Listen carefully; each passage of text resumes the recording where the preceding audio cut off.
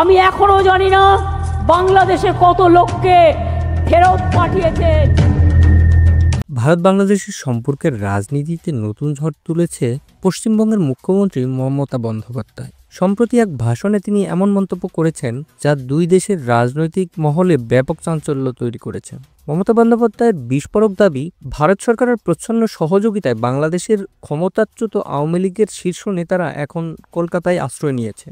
তিনি একে একটি রাজনৈতিক কারণ বলে উল্লেখ করেছেন। তবে তার বক্তব্যের মূল লক্ষ্য ছিল কেন্দ্রীয় সরকারের ভাষা ও নাগরিকত্ব নীতি, যা বাংলাভাষীদের পরিচয়ের সংকট তৈরি করেছে বলে তিনি মনে করেন। মমতা তীব্র ভাষায় বলেন, বাংলা ভাষায় কথা বললেই কাউকে বাংলাদেশি বলে ডেকে দেওয়া হচ্ছে। তার মতে ভাষার টানের উপর ভিত্তি করে নাগরিকত্ব নিয়ে প্রশ্ন তোলা অন্যায়।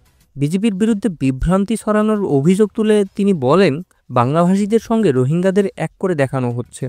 তিনি জাতিসংঘের রিপোর্ট উল্লেখ করে বলেন, ভারতের রোহিঙ্গার সংখ্যা মাত্র কয়েক হাজার, অথচ বিজেপি 17 লক্ষ রোহিঙ্গার কথা বলছে।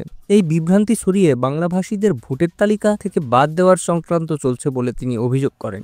ভাষার মর্যাদা রক্ষায় নিজের দৃঢ় অবস্থান জানিয়ে মমতা হুঁশিয়ারি দিয়ে বলেন, বাংলাভাষীদের উপর কোনো ধরনের হেনস্থা তিনি মেনে নেবেন না। তিনি প্রশ্ন তোলেন, বাংলা বলা কি অপরাধ?